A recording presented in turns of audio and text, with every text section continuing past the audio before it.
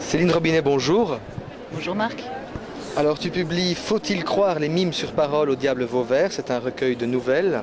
Peux-tu nous en dire quelques mots de ces nouvelles? Oui, je peux en dire quelques mots bien sûr. Alors, en général on les présente comme étant assez désopilantes, ce à quoi je réponds qu'il y a certes une touche d'humour mais qu'elles sont en général assez sérieuses.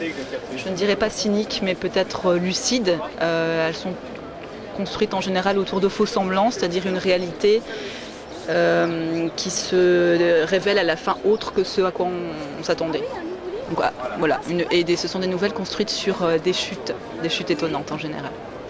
Alors quel est ton parcours littéraire? Mon parcours littéraire. Quand j'étais petite, on peut commencer par là. Quand j'étais petite, je lisais beaucoup. Je ne sais pas si c'était une sorte de fuite ou si simplement ça me plaisait, peut-être les deux d'ailleurs. Ensuite, j'ai commencé à écrire de mauvais poèmes à l'adolescence, pendant ma période romantique suicidaire. Ensuite, j'ai fait des études de traduction, en Belgique d'ailleurs, à Mons. Études pendant lesquelles j'ai bien sûr fait de la traduction littéraire. Et puis voilà, ensuite j'ai travaillé un petit peu dans quelque chose qui n'avait rien à voir avec la littérature et j'ai décidé un jour de démissionner pour me consacrer vraiment à l'écriture, en commençant par... en alliant l'écriture et le slam, donc qui est cette poésie orale urbaine qui a arrivé en Europe dans les début des années 2000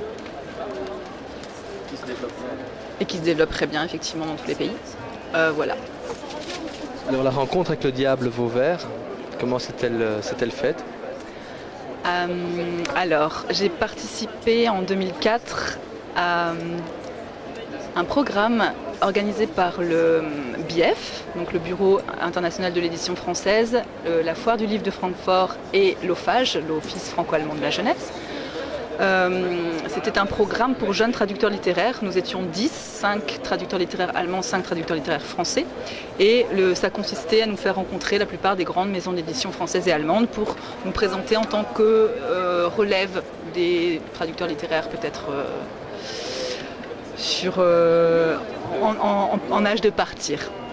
Et donc dans le cadre de ce programme, on a bien sûr rencontré le diable Vauvert, dont Marion Masaryk, l'éditrice et fondatrice de la maison d'édition. Et puis à l'issue de cette rencontre, je suis allée la voir, je lui ai dit que j'écrivais, que j'avais envie de lui soumettre quelques textes. Elle m'a dit de lui envoyer, tout en me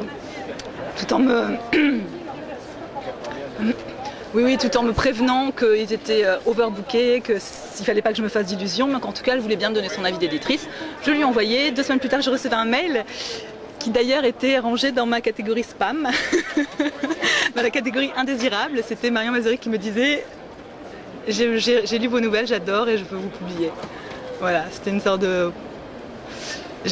Voilà, c'est ça. C'est un petit conte de fées malgré le spam. Ouais, c'est ça. Même, en fait, surtout avec le spam. J'aime bien ce petit détail.